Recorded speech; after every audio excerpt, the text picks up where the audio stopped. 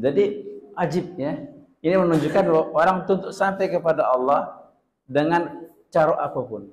Bisa orang sampai kepada Allah. Kalau seandainya kewalian, kedekatan dengan Allah hanya didapatkan dengan susah payah, mujahadah, harus miskin dulu, harus lapar dulu. Kasihan orang-orang yang kaya. Maka tak ada orang kaya jadi wali Allah. Ingat. Orang-orang yang banyak duit tak ada jadi wali-wali Allah, tapi kuasa Allah. Orang yang punya banyak duit pun mampu jadi wali Allah. Orang yang miskin mampu jadi wali Allah.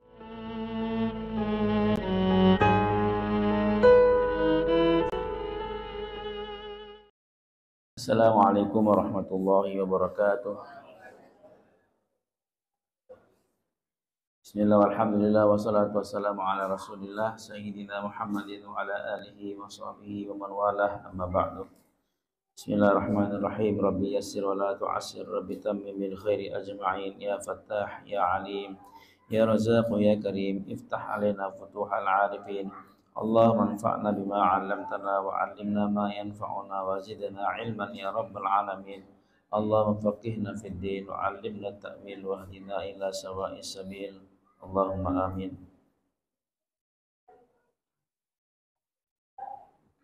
Qala Nabi sallallahu alaihi wasallam, at-ta'imu syakiru kas-sa'imis sabiri. Rawahu Tirmidzi. Hadis yang ke-20 kita baca dulu. Bismillahirrahmanirrahim. At-ta'imu syakir, at-ta'imu syakir kas-sa'imis sabir, kas-sa'imis sabir. At-ta'imu asy-syakiru kas-sa'imi as-sabiri. At-ta'imu syakir kas-sa'imis sabir. At-ta'im artinya orang yang makan. Ta'im dari ta'am. Ta'am makanan. Ta'ama makan. Ta'im yang makan. Izin fa'il. Orang yang memakan. Orang yang makan asy-syakir dan dia bersyukur. Orang yang makan lagi bersyukur itu sama seperti kas-sa'im, seperti orang yang berpuasa, as-sabir yang bersabar. Derajatnya ataupun pahalanya di sisi Allah antara orang yang makan dan bersyukur dengan orang yang puasa dan bersabar itu sama. Dalam lafaz hadis yang lain, at-ta'imus syakir bimanzilatis sha'imis sabir. Orang yang makan dan bersyukur itu sama derajatnya dengan orang yang puasa dan bersabar. Nah, ini kemurahan Allah kepada umat ini, ya, kemurahan Allah kepada kita nih, sehingga untuk mendapatkan mendapatkan pahala, mendapatkan ganjaran akhirat ataupun kedudukan di sisi Allah Subhanahu wa taala banyak jalannya, Pak. Ya. Imam Ghazali rahmatullahi alaihi mengatakan, ya, jalan menuju Allah, jalan menuju Allah itu sebanyak makhluk Allah. Sebanyak jumlah makhluk Allah, banyak jalannya, Pak. Ya, jalan menuju Allah itu sebanyak makhluk yang Allah ciptakan. Banyak nggak? Jadi banyak jalan menuju Allah. Cuma yang masalah itu kita yang nggak menempuhnya, Pak. Kalau jalan banyak, ya. Cuman yang menempuhnya itu yang nggak mau. Kita yang nggak mau menempuhnya. Setiap ya ciptaan Allah itu adalah jalan kita menuju Allah. Setiap keadaan adalah jalan kita menuju Allah. Enggak. Semua makhluk adalah perantara kita menuju Allah. Masya Allah. Maka orang-orang yang soleh, para wali-wali Allah yang dekat dengan Allah itu, dia enggak asing berada dimanapun dan tak merasa asing berada dengan siapapun. Mau sendirian, mau beramai-ramai dengan siapapun dia berada, ya. Orang dia kenal ataupun orang tak dia kenal, baik suasananya bagus atau suasananya enggak bagus, enggak. Itu bagi mereka enggak masalah. Mereka tidak akan menyalahkan keadaan atau menyalahkan orang-orang lain. Kenapa? Karena setiap makhluk dan setiap keadaan bagi mereka adalah jalan menuju Allah. Masya Allah. Nah, jadi ada orang-orang yang sampai kepada Allah dengan ibadah, dengan kesusahan, susah payah, mujahadah, baru dia sampai kepada Allah. Ada orang-orang yang dia sampai kepada Allah dengan kenikmatan. Dia sampai kepada Allah dengan kenikmatan. Nah, ini diantaranya hadis ini. At-ta'imus syakir. Orang yang makan, artinya hari itu dia enggak puasa. Enggak puasa dia. Ingat, dia makan. Tapi makan dan bersyukur. Setiap suapan dia bersyukur kepada Allah. Baca alhamdulillah, mensyukuri nikmat Allah. Makan syukur, makan minum syukur. Ya. Dia betul-betul merasakan ini Allah yang ngasih saya. Sifat syukurnya itu ya menyampaikan dia kepada Allah. Seperti apa? Seperti orang yang puasa, beramal. Orang beramal kan ya puasa kan mujahadah enggak? Susah payah dia, tinggalkan makan, tinggalkan minum, tinggalkan nafsu, dia enggak makan. Dia bersabar supaya enggak makan, bersabar supaya enggak minum. Bersabar terhadap semua yang membatalkan puasa. Maka dengan puasa, dengan mujahadahnya, susah payahnya beribadah, dia sampai kepada Allah. Nah, untuk sampai kepada Allah itu bukan hanya dengan mujahadah dan ibadah, tapi juga jalan kenikmatan, jalan-jalan kesenangan bisa membawa kita sampai kepada Allah. Jadi orang yang makan dan dia bersyukur kepada Allah sama kedudukannya atau sama pahalanya dengan orang yang berpuasa dan dia bersabar. Ini kemurahan Allah atas umat ini, ya. Maka ulama mengatakan wali itu ada dua macam, wali-wali Allah tuh. Wali-wali Allah ada dua macam. Ada wali-wali yang dia mendapatkan derajah kewalian dengan susah payah, mujahadahnya, riyadhahnya. Ya. Ada yang wali-wali Allah yang dia mendapatkan derajat kewalian dengan kenikmatan. Ya. Kalau kita lihat, mana mungkin dia ini wali, makan enak terus. Enggak, rumah besar. Apa yang dia mau dia dapat. Tak mungkin wali ini. Tapi dia wali Allah. Ada wali-wali miskin, ya. Jadi ajib, ya. Ini menunjukkan bahwa orang untuk sampai kepada Allah dengan cara apapun bisa orang sampai kepada Allah. Kalau seandainya kewalian, kedekatan dengan Allah hanya didapatkan dengan susah payah, mujahadah, harus miskin dulu, harus lapar dulu. Kasihan orang-orang yang kaya. Maka tak ada orang kaya jadi wali Allah. Ya. Orang-orang yang banyak duit tak ada jadi wali-wali Allah, tapi kuasa Allah. Orang yang punya banyak duit pun mampu jadi wali Allah.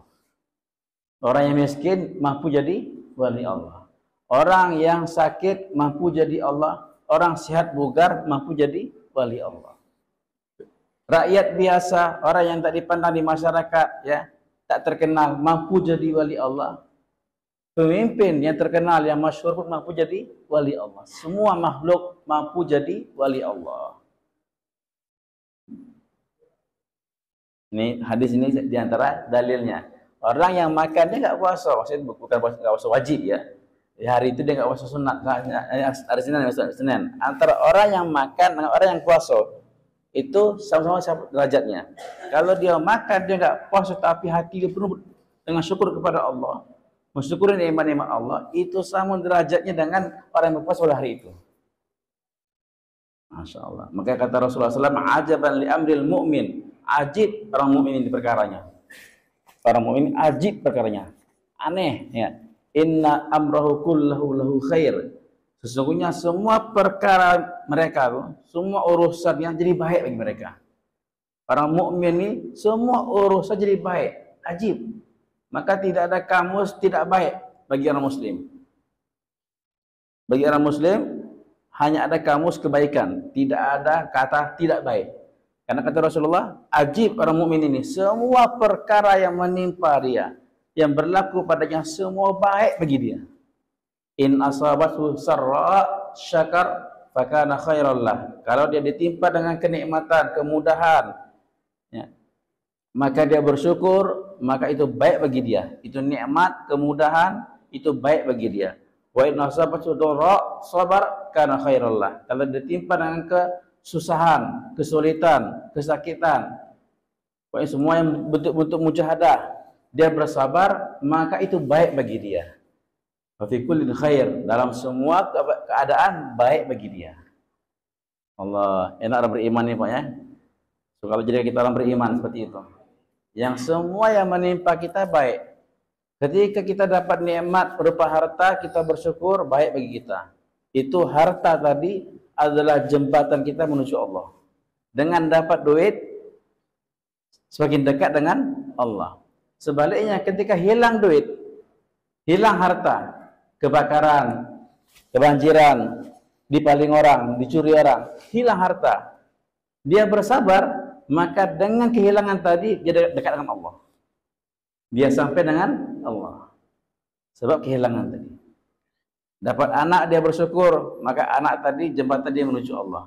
Anak meninggal dunia, dia bersabar, maka kemalangan tadi membuat dia sampai kepada Allah.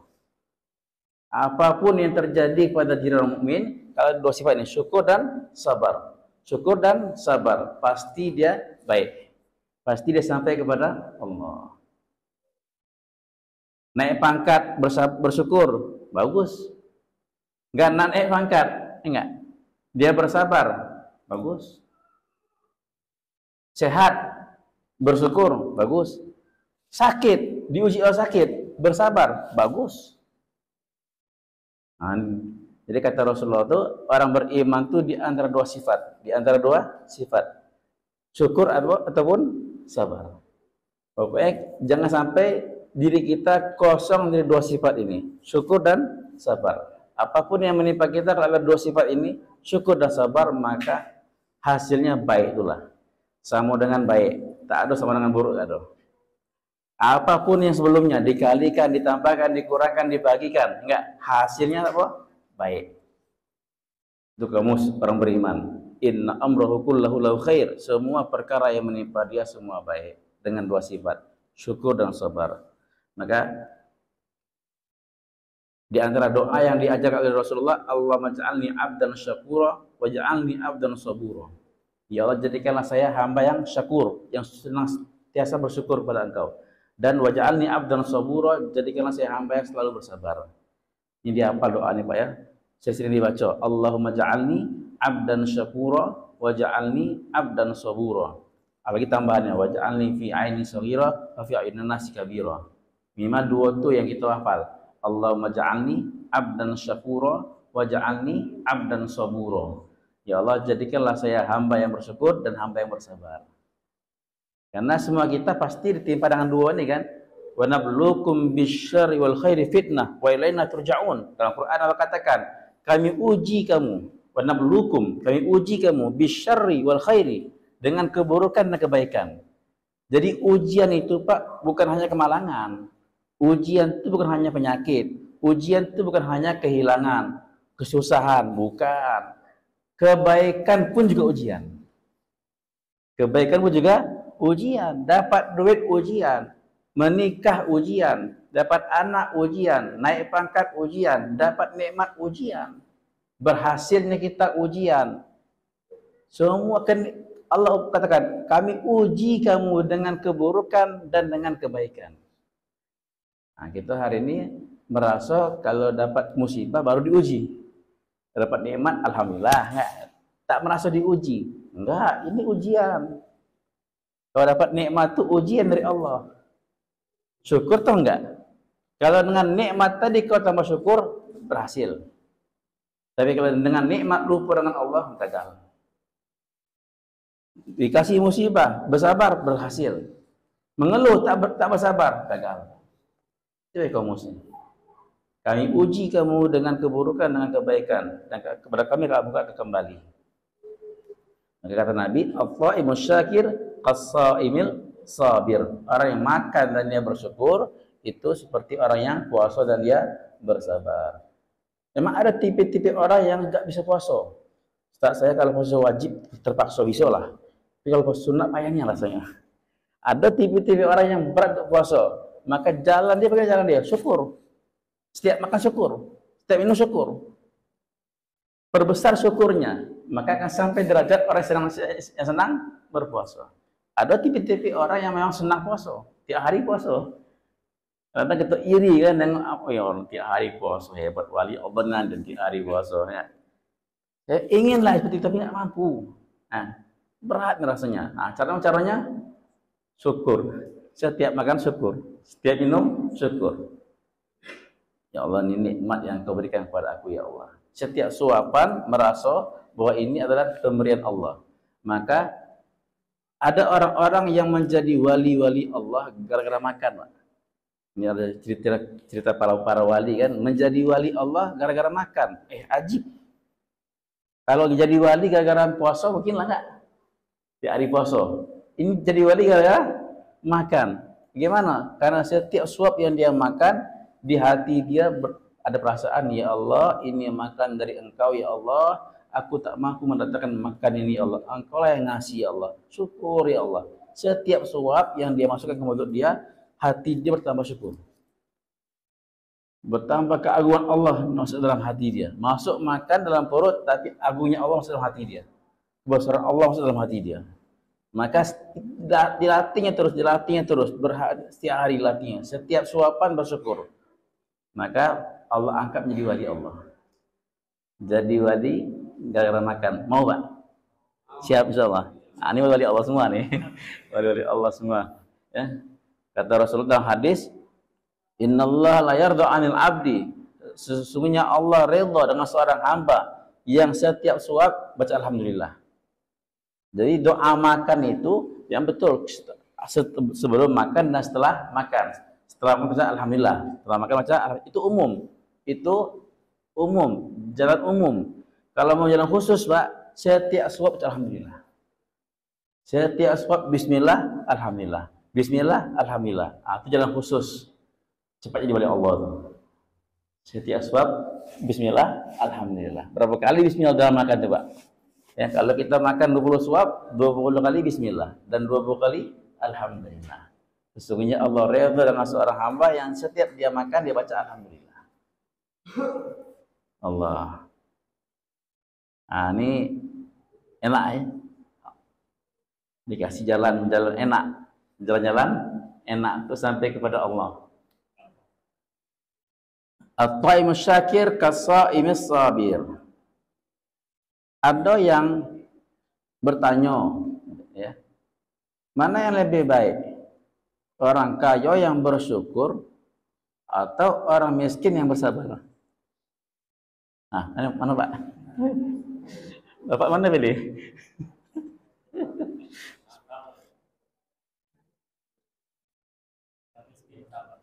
Wah, nanti saya miskin ya?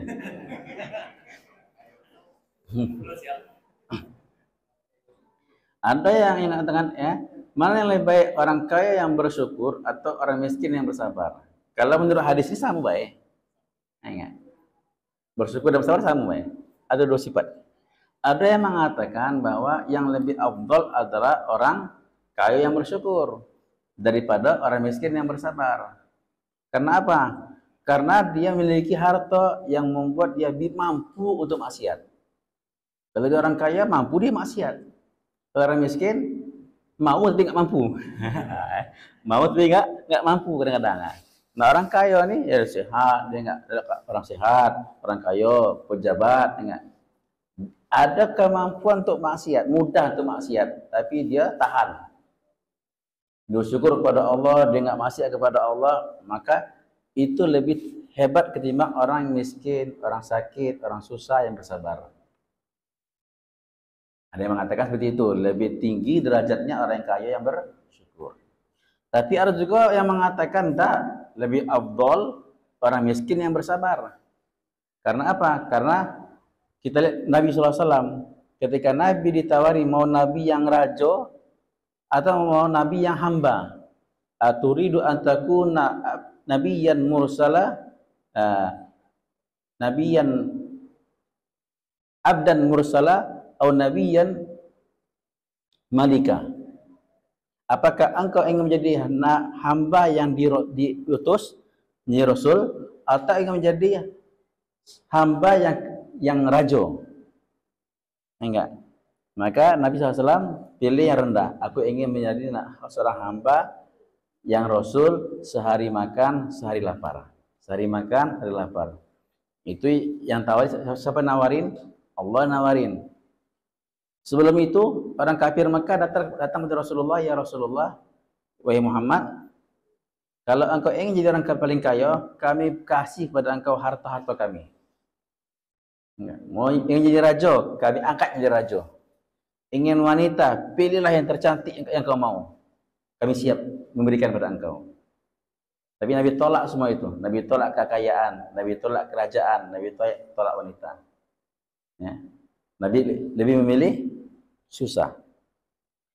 Dalam hadis lain dapat tawaran daripada Allah melalui Jibril, ya Rasulullah, kalau engkau ingin gunung Uhud ini menjadi emas dan ikut dengan engkau kemana engkau pergi, maka akan jadi emas. Ya, tawaran. Kalau kita mau nian, Pak ya, mau nian, bukan mau baik. Maka Nabi tolak. Yang nawarin bukan presiden, bukan DPR, bukan manusia, Allah yang nawar. Maka diketahui bahwa kemiskinan lebih Nabi pilih. Apa Nabi doa Nabi? Allahumma ahyini miskina wa amisni miskina wa hsyurni fi zumratil masakin. Ya Allah, hidupkan aku dalam keadaan miskin, matikan dalam keadaan miskin, dan bangkitkan aku bersama orang miskin. Doa Nabi. Allahumma ahyini miskina wa amisni miskina wa hsyurni fi zumratil masakin. Nabi doa untuk miskin. Berarti diketahui bahwa miskin lebih baik daripada kaya, daripada sirah Nabi tadi. Bahwa Nabi memilih miskin, padahal Nabi mampu untuk kaya. Dan ditawari untuk kaya. Tapi Nabi memilih miskin, berarti kemiskinan lebih afdal. Ditambah lagi hadis Nabi SAW. Nabi mengatakan, orang miskinnya umatku akan masuk surga lebih dahulu orang kaya berapa tahun? 500 tahun. Jadi masuk surga itu orang miskin dulu, Pak. Orang miskin, berbahagia orang miskin. Ya, karena kamu akan masuk surga 500 tahun sebelum orang kaya masuk surga. Ini menunjukkan bahwa orang miskin lebih afdal. Masya Allah. Ini mana betul ya? Tapi yang lebih bagus adalah yang tak disibukkan dengan bahasa siapa yang lebih afdal. Ya, jangan kita berdebat ya siapa yang lebih afdal. Jangan kita sibuk membahas siapa yang lebih afdal. Sibuklah kita untuk memasukkan sifat syukur dan sabar dalam diri kita.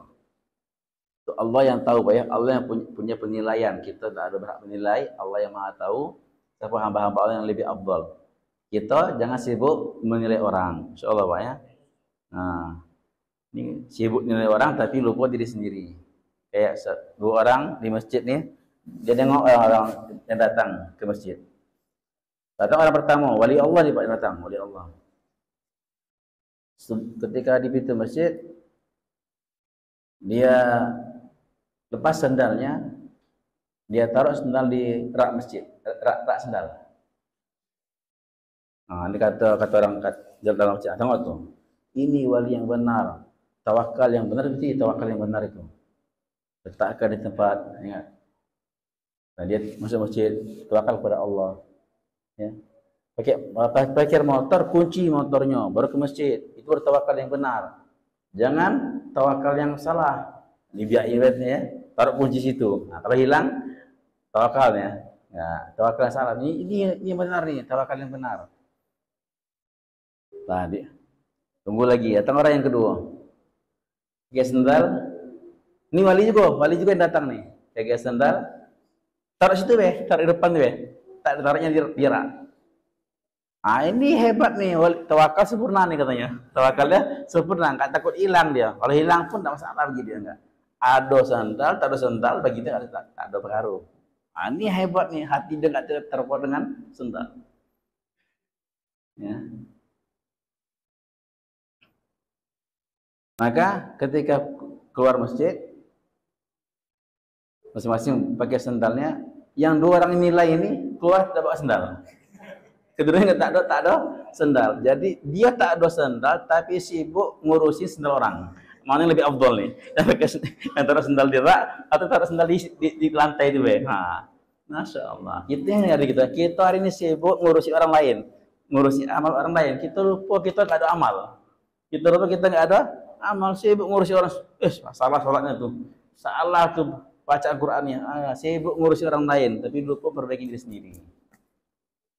Insyaallah kita ada nengok orang, ya, orang lain insyaallah ya. Mau orang kaya yang baik, orang miskin yang baik, yang penting kita perbaiki diri sendiri. Nah, datangkan dua sifat nih, syukur dan sabar. As-shaimus syakir kas-shaimis sabir. Jadi ada dalam hadis dalam kitab Fadilah Amal kan, dalam Fadilah Zikir, sesungguhnya Allah Subhanahu wa taala akan memasukkan orang-orang yang tidur di atas dipan-dipan yang empuk. Ya, orang kaya kan punya kasur-kasur yang empuk. Tapi di atas kasurnya dia berzikir kepada Allah, maka sebab itu Allah berikan dia surga Allah. Allah berikan dia surga gara-gara berzikir di atas kasur yang empuk. Masya Allah. Ini intinya. Jadi apakah salah punya kasur empuk? Enggak salah, asalkan di atas kasur ingat kepada Allah. Jadi semua keduniaan kita nih bisa kita jadikan jalan sampai kita kepada Allah. Pak punya motor, jadikan motor sampai kepada Allah. Kita punya rumah, jadikan rumah kita sampai kepada Allah. Digunakan untuk menampung tamu-tamu Allah Subhanahu wa taala. Siapkan rumah untuk menampung tamu-tamu Allah. Ingat, kita punya kendaraan, gunakan kendaraan untuk bantu orang-orang yang fisabilillah, ngantar orang, boncengi orang. Masya Allah. Jadi semua keduniaan kita menghantarkan kita kepada Allah. Semoga Allah SWT berikan kita taufik untuk itu. Hadis yang ke-21. Ini hadis 21 dengan 22 ini satu hadis sebenarnya, satu hadis ya. Kita baca, al-iqtisadu fin nafaqati nisful ma'isyah. Boleh Pak kita ikutin. Al-iqtisadu fin nafaqati nisful ma'isyah. Al-iqtisadu fin nafaqati nisful ma'isyah. Wa tawaddudu ilan nasi nisful aqli. Wa tawaddudu ilan nasi nisful aqli. Al-iqtisadu fin nafaqati nisful ma'isyah. Al-iqtisad itu artinya sederhana. Kalau bahasa kitanya hemat ya. Sederhana fil nafaqati dalam nafkah, nisful ma'isyah adalah setengah daripada penghidupan. Sederhana dalam belanja, sederhana dalam pengeluaran, sederhana dalam nafkah itu adalah setengah daripada penghidupan, setengah daripada kehidupan. Kalau bahasa kita apa? Hemat pakal hayo, ya enggak? Ikhtisad sederhana. Al-qasda tablu, pelan-pelan. Ya, enggak terlalu berlebih, enggak terlalu kurang, pertengahan. Ya. Sederhana dalam nafkah artinya apa? Menafkahi diri kita. Dalam keperluan pribadi kita sederhana itu adalah setengah daripada kehidupan. Apa dengan kehidupan ini? Jadi banyak lagi fungsi-fungsi hidup kita akan terpakai untuk perkara yang lain. Karena kita sederhana dalam keperluan. Sederhana dalam keperluan itu adalah setengah dari kehidupan kita. Kehidupan kita, penghasilan kita. Jadi agama kita menyuruh kita untuk sederhana dalam keperluan pribadi. Jadi pepatah itu hemat pangkal kaya itu bisa salah, bisa benar. Tergantung yang memahaminya. Hemat pangkal kaya. Kalau hematnya untuk keperluan pribadi bagus. Tapi kalau hematnya membuat dia kikir, gak bagus. Yang dipuji dalam agama, hemat ataupun sederhana dalam keperluan. Di dalam keperluan. Bukan hemat dalam agama. Ya, kita infak untuk masjid. Hemat 2.000 bela. Itu hemat. Ya. Ini hemat pakai miskin seperti ini. Ya, enggak kaya enggak. Ya. Kenapa? Untuk agama perintahnya bukan hemat, jor-joran, habis-habisan. Tapi kalau untuk keperluan pribadi, untuk kita, keperluan kita, maka perintahnya apa? Hemat, sederhana. Jangan dibalik. Untuk kepentingan kita sendiri, kita habis-habisan untuk makan, beli yang mahal, kendaraan paling mahal, rumah paling bagus, baju beli yang mahal. Masya Allah. Pokoknya nggak mau yang kawin-kawin nggak mau, yang ibu-ibu yang kawin nggak mau, yang asli maunya. Masya Allah. Untuk pribadi. Tapi itu agama asal jadi, be. Nah, tengok bagus. Jadi sahabat Nabi itu mereka memiliki sifat apa? Untuk diri sendiri kikir, pelit untuk diri sendiri, tapi royal untuk agama Allah. Sayyidina Utsman bin Affan radhiyallahu anhu, ya, sahabat Nabi, orang kaya raya, enggak? Kaya raya dan paling banyak sedekahnya Sayyidina Utsman bin Affan ini. Ya. Di Madinah Munawwarah itu ada 7 sumur yang dia beli untuk umat Islam. 7 sumur yang dia beli untuk umat Islam. Begitu banyak sedekahnya Sayyidina Utsman, sehingga Nabi bersabda, "Ma dharra 'ala Utsman ma 'amila ba'da hadza." Tidak mudarat lagi apa yang Utsman amalkan setelah ini, tak ada lagi kemudaratan. Pasti masuk surga dia. Begitu senangnya Nabi dengan infaknya Sayyidina Utsman, ya. Bahkan Nabi mengatakan apa yang dia buat setelah hari ini tak ada lagi pengaruh. Dia tetap ahli surga. Tapi ketika orang lihat dia berpakaian, kayak koyak pakaiannya. Dia berpakaian, bajunya bertambah-tambah. Ajib. Artinya orang kaya. Kok baju biasa, be? Dia kaya, harta dia bukan untuk diri dia. Harta dia untuk agama. Umar bin Khattab radhiyallahu anhu, khalifah, pemimpin. Masya Allah. Identik pemimpin orang kaya kan. Tapi Masya Allah, bagaimana kehidupan dia? Baju bertambah 12. Enggak. Untuk mau lebaran, anaknya minta baju baru, enggak dikasih. Apa kata orang nanti anak khalifah pakai baju baru? Orang-orang akan menganggap bahwa khalifah menggunakan harta Baitul Mal untuk beli baju anaknya. Tidak. Anak dia berlebaran tidak ada baju baru. Istri dia sederhana kehidupan. Umar bin Abdul Aziz, khalifah. Istrinya mana? Harta kamu, sini harta kamu sini. Aku masukkan ke Baitul Mal.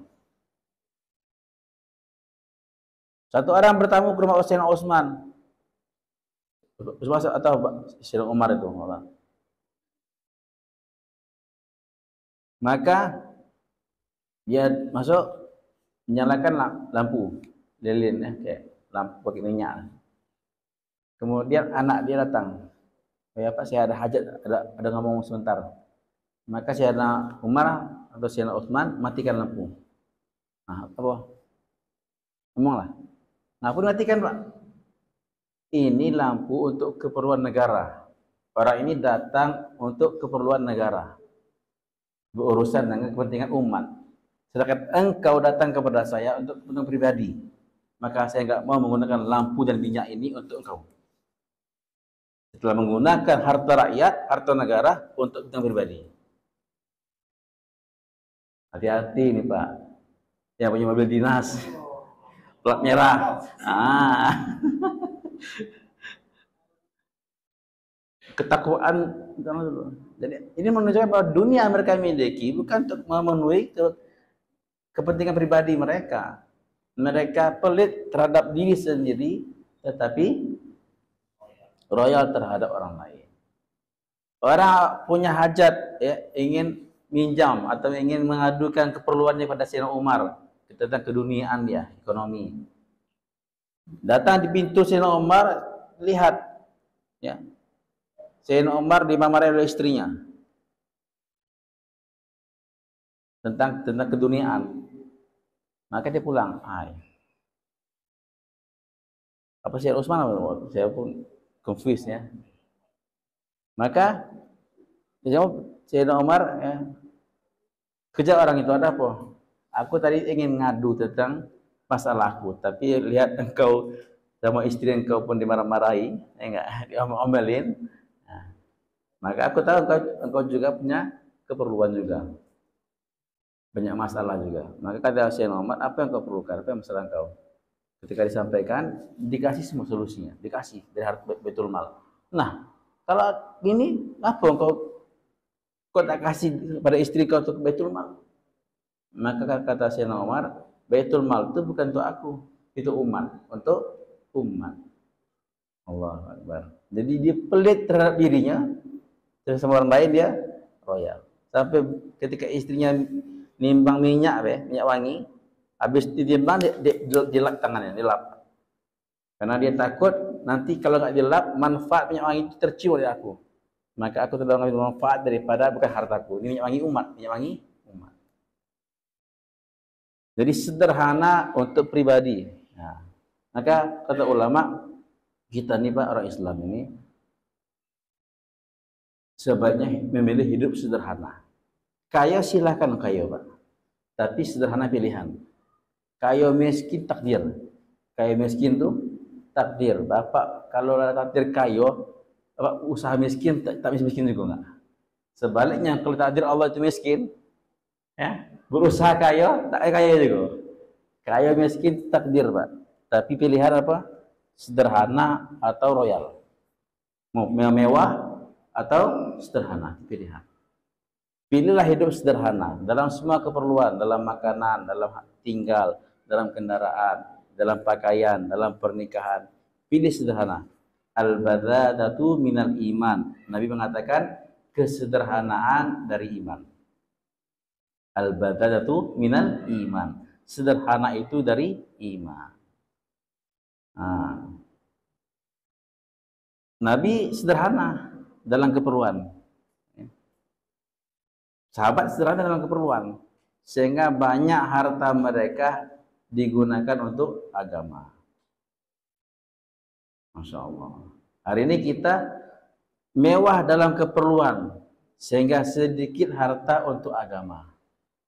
Di rumah Rasulullah itu Pak, di rumah Ibunda Aisyah, Nabi dengan Ibunda Aisyah, tidak ada apa-apa, tak ada lemari. Kenapa? Enggak ada pakaian yang untuk digantungkan.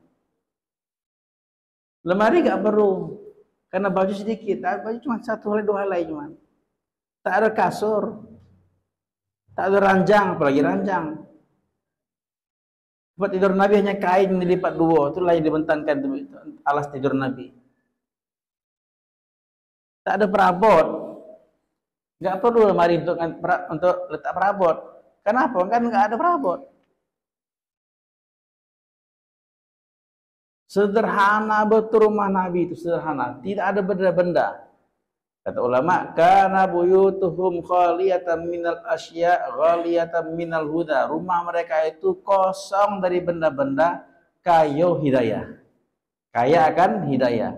Benda-benda kosong, tapi hidayah banyak sekali. Sehingga orang yang datang ke rumah Nabi, ke rumah para sahabat Nabi, mereka keluar dapat hidayah. Datang ke rumah, tak ada dunia yang dilihatnya, tak ada kebendaan dilihat, tapi hidayah beribu-ribu hidayah di situ tersimpan. Maka keluar sudah dapat hidayah. Masuk dalam keadaan kafir, keluar semua sudah masuk Islam. Rumah kita hari ini terbalik. Ghaliyatan minal asya, khaliyatan minal huda. Kaya akan benda-benda, tapi kosong akan hidayah. Kursi dari Jati, jam Jerman, perabot Itali, masya Allah. Ya. Semua kita wah-wah, mermernya, keramiknya dari India, masya Allah. Semua made in luar negeri semua. Orang datang ke rumah kita terkesan dengan benda-benda. Ini kursi ini mahal, ini kursi. Tengok jam mahal ini, perabot mahal ini. Terkesan dengan benda, tapi tak terkesan dengan amal hidayah. Orang yang masuk ke rumah Nabi, ke rumah sahabat Nabi, terkesan dengan amal-amal, tak terkesan dengan benda-benda. Maka Ibunda Aisyah dalam masa kurang dari 10 tahun, beliau menikah dengan Nabi, ya umur 10. Menikah dengan Nabi umur 8 tahun. Ada bilang umur 6 tahun, umur 9 tahun baru serumah. Menikah di Mekah, tapi satu rumahnya di Madinah. Baru Nabi dukhul kepada Ibunda Aisyah ketika umur dia 9 tahun. Ketika Nabi meninggal, beliau berumur 18 tahun. Serumah dengan Nabi umur 9 tahun. Nabi meninggal umur 18 tahun. Berarti berapa tahun, Pak? Hanya 9 tahun bersama dengan Nabi. 9 tahun itu pun lagi bagi-bagi. Bukan dia istri yang satu-satu. 9 istri Nabi. 9 istri. Nggak tahu berapa hari baru balik lagi ke dia. 9 tahun berserumah dengan Nabi. Tetapi terbiah rumah Nabi membuat Ibunda Aisyah wanita yang terdepan dalam ilmu, terdepan dalam ibadah, terdepan dalam akhlak, terdepan dalam iman. Masya Allah. Contoh bagi umat seluruhnya. Kenapa? Karena di rumah Nabi sedikit piring sehingga sedikit masak, sedikit nyuci sehingga sedikit baju sehingga sedikit nyuci baju, sedikit membersihkan rumah, tak banyak, tak sibuk di dapur, tak sibuk di sumur, tak sibuk di kasur, sehingga banyak waktu untuk sholat, banyak waktu untuk zikir, untuk belajar ilmu. Ya. Hari ini kita banyak benda-benda, istri kita sibuk di dapur, sibuk di sumur, sibuk di kasur juga, ingat. Nah, sehingga sedikit waktu untuk sholat, sedikit waktu untuk zikir, sedikit waktu untuk beribadah kepada Allah. Nah, itu beda kita dengan Ibunda Aisyah. Ingat. Dan masa 9 tahun, Pak, di pesantrennya Rasulullah, rumah Rasulullah menjadi mufti perempuan. Nah, yang didikan Nabi, didikitkan kebendaan. Maka satu orang ulama dari South Africa mengatakan ketika dia gerak di Jambi ini kan, dia lagi hidup orang Jambi, orang Indonesia, dia terkesan. Maka dia bilang orang Indonesia ini bagus. Apa? Ada sifat sederhana, ada sifat sederhana. Maka ini pegang oleh kamu katanya, pegang oleh kamu. Karena kalau orang Islam sudah mewah-mewahan dalam keduniaan, megah-megah dalam keduniaan, tak lagi sederhana, mudah bagi orang kafir untuk menyesatkan mereka. Mudah bagi syaitan untuk menyesatkan mereka. Jadi orang Islam ini punya kekuatan di dua perkara. Di sifat sederhana dan sifat malu. Sederhana dan malu. Selagi ada dua sifat ini, kamu akan selalu menang. Akan selalu menang. Orang kafir akan tunduk dengan kamu. Akan hormat dengan kamu. Dua sifat ini, sederhana dan malu. Ketika kamu nggak ada sifat sederhana, nggak ada malu, maka orang kafir akan menguasai kamu. Sahabat, Pak, kerajaan Persia, kerajaan Romawi, ya, hebat-hebat dunia ya, Pak. Takut dengan sahabat bukan karena harta sahabat, bukan karena kendaraannya, bukan karena rumah-rumah mereka, bukan karena bangunan mereka yang hebat. Mereka takut tunduk dengan sahabat. Kenapa? Dua sifat nih, sederhana dan malu. Masya Allah. Maka datangkan dua sifat ini, sederhana, hemat. Nah, ini hadis yang berikutnya, wa tawaddudu ilan nasi nisful aqli, dan tawaddud, berkasih sayang, mahabbah, berkasih sayang kepada manusia adalah setengah daripada akal. Setengah daripada akal. Orang yang pintar itu orang yang berkasih sayang. Orang yang pintar itu orang yang berkasih sayang. Innal ladzina amanu wa 'amilus shalihat sayaj'alu lahumur rahmanu wudda. Orang beriman dan beramal saleh Allah akan jadikan di antara mereka wudda, saling kesayang, saling cinta mencintai. Jadi dalam hati kita ada perasaan cinta kepada orang, sayang kepada umat, sayang kepada umat. Masya Allah. Itu adalah nisful akli, setengah daripada akal. Artinya orang itu tinggal setengah lagi akalnya, itu tinggal diisi apa lagi. lah terisi setengah akal dia dengan sifat sayang pada umat. Orang yang paling pintar itu orang paling sayang, yang paling sayang pada umat. Maka Nabi itu orang paling sayang pada umat, dan Sayyidina Abu Bakar orang yang paling sayang kepada umat. Arhamu ummati bi ummati Abu Bakar. Kata Nabi, umatku yang paling sayang kepada umatku yang lain adalah Abu Bakar. Maka dengan sifat itu dia naik derajatnya. Sayang kepada umat. Maka bagaimana sayang kepada umat membuktikannya? Pertama, jumpa kata Sayyidina Ali ada 3 tanda wudun tuh, tanda sayang pada umat. Pertama, kalau jumpa selalu dengan wajah ceria. Siapapun yang kamu temui, baik orang itu orang yang kamu takutin, orang yang kamu ingin jauh daripadanya, orang jahat, ya, tetap kamu hadapi dia dengan wajah yang ceria. Tidak menunjukkan wajah cemberut. Maka di sunnah Nabi itu siapapun yang datang menghadap Nabi hadapi dengan keceriaan. Tadi pagi kami baca hadis, Ammar bin As ketika baru masuk Islam, Ammar bin As ini masuk Islam pada tahun ke-8 Hijriah. Jadi dia bilang, ketika aku datang pada Rasulullah SAW, Nabi melayani saya sedemikian rupa, begitu bagusnya pelayanan Nabi, sehingga saya merasa aku inilah yang paling Nabi cintai. Aku orang yang paling Nabi cintai. Begitu terangkatnya, Pak. Dan itu ada pada semua sahabat. Siapapun yang duduk dengan Nabi, dia merasa dialah orang yang paling berharga di mata Nabi. Dia orang yang paling hebat di mata Nabi. Ajib, ya. Nabi lakukan mereka dengan bagus. Sehingga kata Ammar bin As, aku merasa aku yang paling dilayani Nabi, yang paling dicintai Nabi. Aku bertanya dengan Nabi, ya Rasulullah, ana khairun Abu Bakar. Ya Rasulullah, mana lebih baik, saya atau Abu Bakar? Maka kata Nabi, Abu Bakar. Abu Bakar. Aku tanya lagi, ya Rasulullah, ana khairun am Umar? Saya atau Umar yang lebih baik? Maka kata Nabi, Umar. Tanya lagi, ya Rasulullah, ana khairun am Utsman? Saya atau Utsman yang lebih baik? Maka kata Nabi, Utsman. Di hadis itu dikatakan, setiap saya tanya, saya atau si Fulan, jawab Nabi Fulan. Tak pernah Nabi bilang saya. Bahwa penamu disebutkan. Maka kata Sayyidina Amr As, aku nyesal nanya. Ya, begitu terangkatnya beliau ketika Nabi melayani beliau itu dengan wajah yang ceria, Masya Allah, sepenuh hati Nabi layani dia. Nah, itu satu kita sifat tawadud, ya, sifat sayang pada umat, layani mereka dengan sepenuh hati kita. Insyaallah, ya. Kemudian kalau dia datang, maka dalam majelis kita lapangkan majelis untuk beliau. Nah, beri tempat duduk, lapangkan majelis untuk beliau. Kalau seandainya dia punya keperluan, kita bantu dia.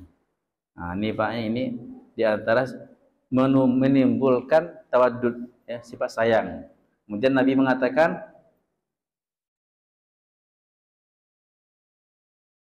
ala lan tadkhul jannata hatta tu'minu wa lan tu'minu hatta tahabbu. Ketahuilah, kamu tidak akan masuk surga kalau kamu enggak beriman. Dan kamu tak akan beriman kalau kamu tidak saling cinta mencintai. Awal adullukum ala amali ya amiltumuha tahabbtum. Mau aku kasih tahu kamu satu amalan, kalau kalian amalkan itu amalan, kalian akan saling cinta mencintai. Saling sayang menyayangi. Apa ya Rasulullah? Afsus salama bainakum. Sebarkan salam di antara kalian. Jadi dengan menyebarkan salam itu menimbulkan sifat sayang pada orang lain. Semoga Allah bagi kita kepahaman, insyaallah. Subhanallah bihamdihi, subhanallah hamdika, asyhadu an la ilaha illa anta, astaghfiruka wa atubu ilaik. Assalamualaikum warahmatullahi wabarakatuh.